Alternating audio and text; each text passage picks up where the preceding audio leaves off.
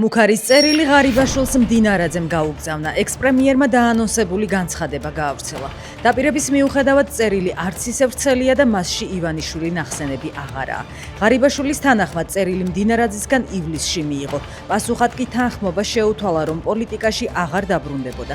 ამის მიუხედავად, როგორც ის წერს, ახალი ბრალის წარდგენა მაინც დაუანონსეს. ეს იყო წითელი ხაზი, რადგან სხვა გამოსავალი აღარ მაქვს, იძულებულს მხდიან დავიწყო ბრძოლა, წერს ირაკლი ღარიბაშვილი.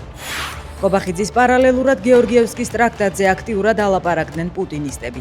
ძალიან მალე მოსკოვიდან გაჟღერდება განცხადება, დადგა დრო ვიზრუნოთ გეორგიევსკი 2-ზე. აცხადებს რუსეთში მოღვაწე ბიზნესმენ პოლიტიკოსი მამუკა ფიფია. კობახიძით კმაყოფილი ფიფია ამბობს, რომ მას ეთანხმება და რომ ტრაქტატმა საქართველოს სახელმწიფოებრიობა გადაარჩინა.